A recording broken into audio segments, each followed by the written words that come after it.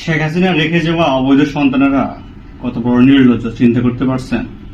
যে হাসিনা 5ই আগস্ট ছাত্র জনতার গণ অভ্যুত্থানে ভারতে পালিয়ে গিয়েছে, এমনকি পালিয়ে যাওয়ার সময় বাংলাদেশে তার অবৈধ রেখে যাওয়া যেসব সন্তানরা আছে, তার পালক পুত্ররা, তার অবৈধ সন্তানেরা, তারা বাংলাদেশের পরিস্থিতি নষ্ট করার জন্য, অস্থিতিশীল করার জন্য তারা পায়তারা করতেছে। আগামীকালকে আওয়ামী লীগের প্রতিষ্ঠা বার্ষিকী, ওই উপলক্ষে তারা হুমকি ধুমকি দিচ্ছে, তারা বাংলাদেশ দখল করে নেবে। কত বড় নির্লজ্জ হলে বলতে পারে যে শেখ হাসিনা আসবে, বাংলাদেশ আসবে? আরে শেখ হাসিনা তো 5ই আগস্টে শেখ হাসিনার সাবজেক্ট ক্লোজ হয়ে গেছে, সে পালিয়ে গেছে ভারতে। তো তোদের যে মা তোদেরকে রাইখা, তোদের অবৈধ মা অবৈধ সন্তানদেরকে রাইখা পালাই গেছে, সেই মায়ের পক্ষে তোরা কিভাবে কথা বলস? তোদেরকে লজ্জা নাই?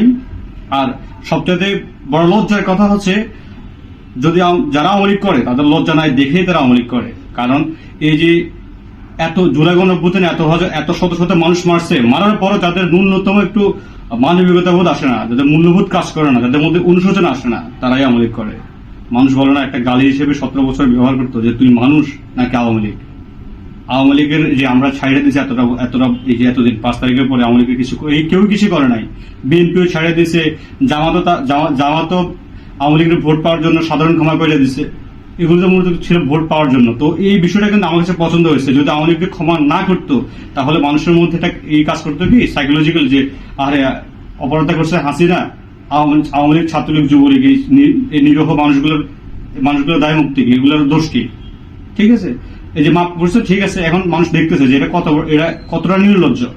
এরা এই আবু সাইদের পোস্টে হাহা দিতেছে, হাদির পোস্টে গিয়ে হাহা দিতেছে, বলতেছে আমরা নাকি হাদি ব্যবসায়ী, আমরা নাকি জুলাই ব্যবসায়ী।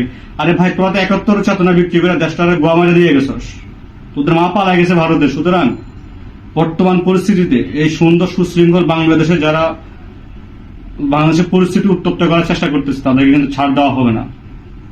সুতরাং এই ভিডিও যারা দেখছেন, আমার আওয়ামী লীগের, ছাত্রলীগের, যুবলীগের যারা দেখছেন, আপনাদেরকে একটাই মেসেজ দিচ্ছি, এতদিন শান্তিতে ছিলেন, শান্তিতে থাকেন। যদি বাংলাদেশের পরিস্থিতি উত্তপ্ত করতে চান, আপনারা কেউ শান্তি পাবেন না। ধন্যবাদ।